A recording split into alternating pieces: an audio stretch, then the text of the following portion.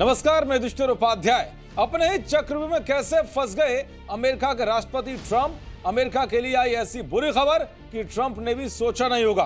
Trump की party की नेता निक्की हेली भारत के लिए उनसे कैसे भिड़ गई। दरअसल कहते हैं कि जैसा वो होगे वैसा ही एक दिन काटना भी पड़ेगा और तानाशाही का अंत भी बहुत बुरा होता है।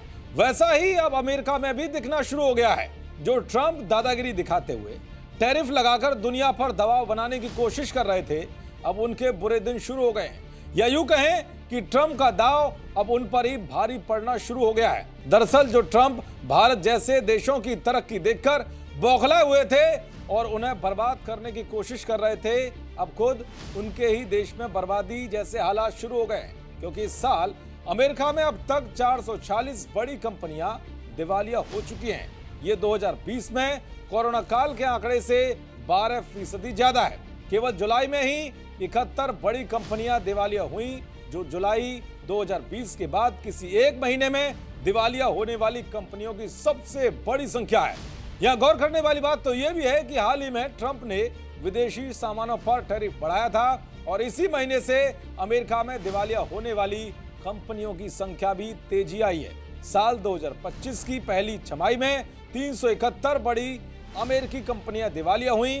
जून में 63 कंपनियों ने बैंकरप्सी के लिए आवेदन किया। इस साल दिवालिया होने वाली कंपनियों में 1990 और 2000 के दशक के कई पॉपुलर ब्रांड्स शामिल हैं। सबसे ज्यादा मार स्मॉल कैप कंपनियों पर पड़ी है। 2024 के अंत में नुकसान में चल रही 2000 कंपनियों की संख्या बढ़कर 43% पहुंच गई, जो 2020 के बाद सबसे ज्यादा है। इसके बाद ट्रंप का टैरिफ वॉर शुरू हुआ। कई बार के बदलाव के बावजूद अमेरिका में टैरिफ अब भी ज्यादा है। अमेरिका का इफेक्ट टैरिफ 17.3% है, जो कि 1935 के बाद सबसे ज्यादा है। इस साल इंडस्ट्रियल सेक्टर की 70 कंपनियां दिवालिया हुई, हेल्थ केयर सेक्टर की 32, कंज्यूमर स्टेपल्स की 22, आईटी की 21, फाइनेंशियल की 13, रियल एस्टेट की 11, कम्युनिकेशन सर्विसेज के 11, मटेरियल की 7, यूटिलिटीज और एनर्जी सेक्टर की 4 कंपनियां इस साल दिवालिया हुई हैं। इन सेक्टर्स की कंपनियों पर टैरिफ का सबसे ज्यादा असर देखा जा रहा है। तो वहीं खबर यह भी है कि कई कंपनियां अपने कारोबार को अमेरिका से समेटकर दूसरे देशों में शिफ्ट करने की तैयारी में है।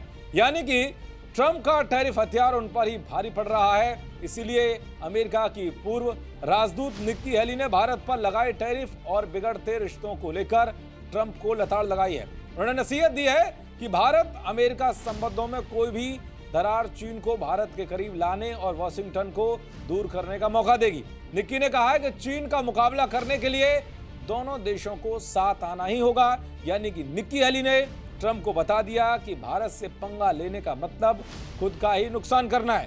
खैर अब देखना यह होगा कि आने वाले दिनों में ट्रंप अपनी हरकतों पर लगाम लगाते हैं या फिर अपने ही देश में बर्बादी को न्योता देते हैं। देखते रहिए जी न्यूज़। नमस्कार।